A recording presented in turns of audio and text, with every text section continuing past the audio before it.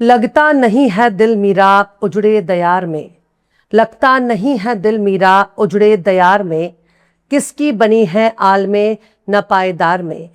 इन हसरतों से कह दो कहीं और जा बसें, इन हसरतों से कह दो कहीं और जा बसें, इतनी जगह कहाँ है दिले दागदार में। सलाम, नमस्ते, सत श्री अकाल। मैं हूं आपके साथ हर्षिता मिश्रा और आप देख रहे हैं टाइम्स मेल।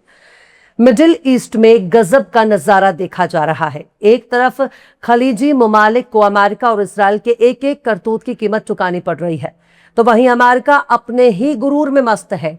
उसके फौजी खुदकुशी कर रहे हैं, समंदर में कूद रहे हैं, एक दूसरे की जान ले रहे हैं, और अमेरिका का बड़बोल सदर वॉशिंगटन में बैठकर गप्पेबाजी कर रहा है। उसका एक वॉर सेक्रेटरी जो कि पूरी तरह से जोकर बन चुका है, अपनी नाकामियों को छिपाने के लिए लंबी लंबी डींगे हाँक रहा है। पर बात बहुत दूर तक निकल चुकी है। अब खलीजी ममालिक को इतना तो समझ में आ गया है कि अमेरिका ने उन्हें टिश्यू पेपर बना दिया है, जिसे इस्तेमाल करके फेंक दिया जाता है।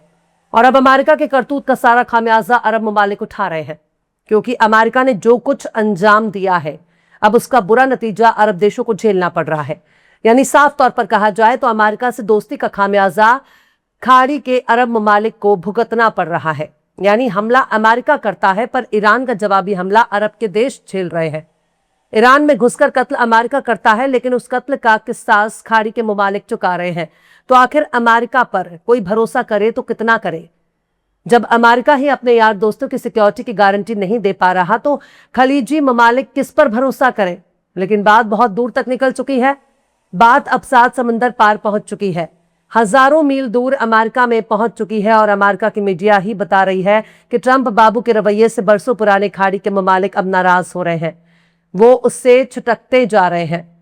वो खुद का ही अलायंस बना रहे हैं, जो अमेरिका के लिए तो बिल्कुल भी ठीक नहीं है। पर ट्रंप बाबू का क्या है, उसे तो अभी समझ में नहीं आ रहा कि आखिर हुआ क्या। सऊदी, तुर्की, पाकिस्तान ने अपना डिफेंस एग्रीमेंट कर लिया, जिसको मक्का ज्वाइंट डिफेंस एग्रीमेंट कहा जा रहा है। पर इस डील की वजह से ट्रंप बाबू बहुत खुश हैं। वो इस डील की तारीफ कर रहे हैं कि चलो कम से कम खाड़ी के ममालिक के लोग अपना खुद का तहफ़्फ़ुज़ तो कर पाएंगे। और सवाल है कि तेल, सोना, चांदी, हीरे जवाहरात हासिल करने के बाद भी ट्रंप ने उनकी सिक्योरिटी क्यों नहीं की?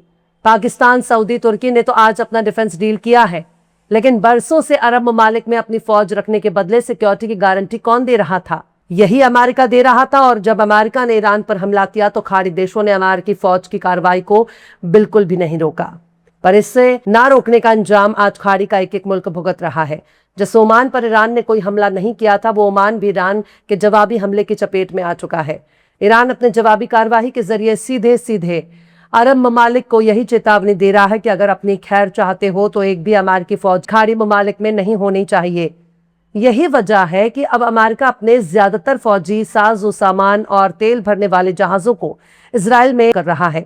सऊदी अरब, तुर्की और पाकिस्तान तीनों ही अमेरिकी हामी माने जाते हैं, लेकिन उन्हें इतना जरूर मालूम है कि इजराइल उनको अपना कट्टर दुश्मन मानता है। भले ही मौजूदा हुकूमत इजराइल की गोद में खेलने के लिए बेताब हो रही हो, पर उनके आवाम के दिल में इजराइल के खिलाफ बहुत ही नफरत भरी हुई है। अमेरिका के खिलाफ भी नफरत भरी हुई है, पर हुकूमत ही जब अमेरिका इजराइल की पिट्ठू बनी है, तो इसमें आवाम क्या ही कर सकती है। तुर्की और पाकिस्तान में जमहूरियत है, लेकिन सऊदी में बादशाहत है, और बादशाहत कभी भी खुद को आवाम के आगे कमजोर नहीं देख सकती। मिस्र भी इस डिफेंस डील का हिस्सा बनना चाहता है, जो कि मिडिल ईस्ट की सबसे बड़ी फौज मिस्र के पास है। फिर भी सऊदी के एतराज की वजह से मिस्र को इस डिफेंस डील में शामिल होने का मौका नहीं मिल रहा। सऊदी ने उसे मक्का डिफेंस डील से दूर ही रखा है। लेकिन जब अमेरिका और खाड़ी देशों के रिश्तों की बात आ रही है, तब इस रिश्ते में पहले के मुकाबले काफी दरार भी नजर आने लगी है। अमेरिकी अखबार वॉशिंगटन पोस्ट ने शनिवार को अरब और अमेरिकी अफसरों के हवाले से रिपोर्ट दी है कि अमेरिका के मददगार खलीजी ममालिक इस बात से बेहद परेशान हैं कि अमेरिकी सदर डोनाल्ड ट्रंप शायद मध्यस्थता के जरिए ईरान के साथ अमन कायम न कर पाए। 3 अफसरों और अमेरिकी डिप्लोमेट रह चुके एक अफसर ने वॉशिंगटन पोस्ट में कहा कि सऊदी अरब, मुत्तहिदा अरब अमीरात, कतर, कुवैत और बहरीन की सरकारें ट्रंप से नाराज है। खलीजी ममालिक के एक अफसर ने कहा कि फरवरी में ईरान के साथ जंग शुरू होने के बाद से अमेरिका के खिलाफ गुस्सा अपने शबाब पर पहुंच चुका है। खलीजी ममालिक के अफसर ने वॉशिंगटन पोस्ट को यह भी बताया कि ट्रंप ने यह जंग शुरू की, लेकिन उसकी कीमत हमें चुकानी पड़ रही है। यानी इस जंग को अमेरिका ने शुरू किया, इस जंग को ट्रंप ने शुरू किया, लेकिन उसकी भारी भरकम कीमत खाड़ी ममालिक को चुकानी पड़ रही है। हालांकि वॉशिंगटन खाड़ी ममालिक के लिए सिक्योरिटी का बहुत ही करीबी साझेदार है। हथियारों का सप्लायर करने वाला देश भी अमेरिका ही है। लेकिन खबर है कि इस इलाके के कुछ सरकारें अब अपनी यहां अमेरिकी फौजी अड्डों की मौजूदगी पर सवाल उठाने लगी हैं। यानी जिन फौजी अड्डों की मौजूदगी के बावजूद उनके मुल्क की सिक्योरिटी नहीं हो पा रही है, तहफ़्फ़ुज़ नहीं हो पा रहा है, अलबत्ता अमेरिका के जरिए शुरू किए गए जंग की कीमत उन्हें चुकानी पड़ रही है। वो भी सिर्फ इसलिए कि उनके मुल्क में अमेरिका के फौजी अड्डे मौजूद हैं। तो फिर उस फौजी अड्डे का क्या फायदा, उसके होने या ना होने से क्या फर्क पड़ता है? इसलिए खलीजी ममालिक की कुछ हुकूमतें अमेरिकी फौजी अड्डों की मौजूदगी पर सवाल उठा रही हैं। रिपोर्ट्स के मुताबिक ईरान के मामले में ट्रंप इंतजामिया के रवैये से बढ़ती नाराजगी से वो नए इंतजाम पर गौर कर सकते हैं। यानी भले ही अमेरिका ने ढुलमुल रवैया रखा हो, भले ही वो डिफेंसिव इकदाम को अंजाम दे रहा हो, और इसका मतलब ये नहीं है कि खलीजी ममालिक हाथ पर हाथ रखकर खामोश बैठे हुए हैं। वो अपनी सिक्योरिटी और डिफेंस के लिए दूसरे मुतबादिल तलाश रहे हैं, दूसरे ऑप्शन पर गौर कर रहे हैं, दूसरे रास्ते तलाश रहे हैं। वो सिर्फ अमेरिका के भरोसे नहीं बैठे रहना चाहते। एक अफसर ने वॉशिंगटन पोस्ट से कहा कि खलीजी ममालिक सोच रहे हैं कि सिर्फ अमेरिका ही काफी नहीं है। इस इलाके की जानकारी रखने वाले एक पश्चिमी डिप्लोमेट ने इस बात से ना इत्तेफाक किया है कि अमेरिका के लिए सोच में कोई बदलाव आया है।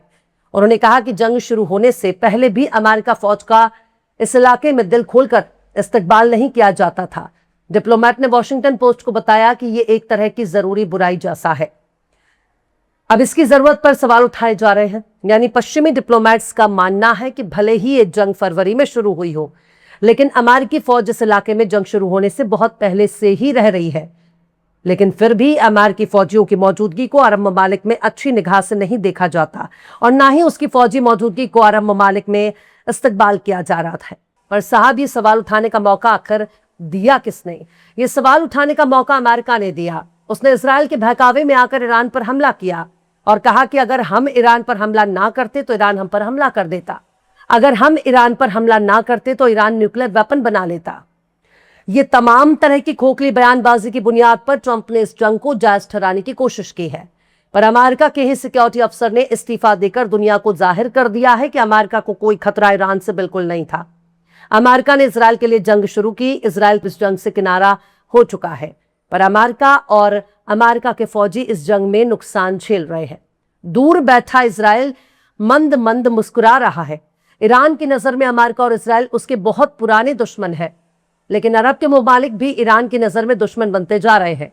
खासकर अपनी सरजमीन का इस्तेमाल ईरान के खिलाफ होने पर अरबों ने ईरान को अपने दुश्मन बना लिया है।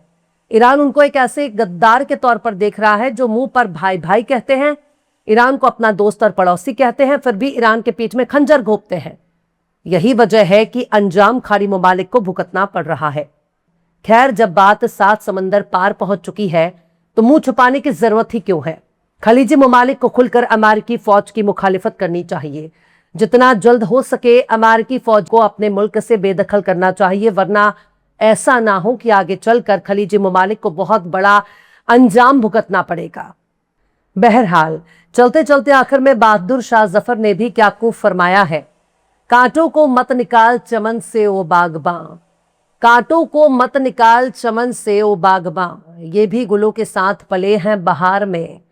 बुलबुल को बागबां से न सयाद से गिला, बुलबुल को बागबां से न सयाद से गिला, किस्मत में कैद लिखी थी फसले बहार में। कितना है बदनसीब जफर दफन के लिए, कितना है बदनसीब जफर दफन के लिए। 2 गज जमीन भी ना मिली कुए यार में। फिलहाल इस खबर में बस इतना ही। यह एपिसोड आपको कैसा लगा कमेंट बॉक्स में जरूर से बताइए। पसंद आए तो लाइक करें, शेयर करें, और बेबाक निष्पक्ष स्वतंत्र पत्रकारिता को सपोर्ट करने के लिए आप हमारे चैनल टाइम्स मेल को जरूर से सब्सक्राइब करें, और बेल आइकन की घंटी वाली बटन आप जरूर से दबा दें ताकि आपको हमारे आने वाले नए वीडियो की नोटिफिकेशन फौरन ही मिल जाए।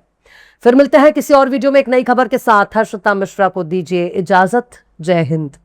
अगर अभी तक आपने हमारे चैनल टाइम्स मेल को सब्सक्राइब नहीं किया है तो जल्दी से सब्सक्राइब कर दें और बेल आइकन भी प्रेस कर दें।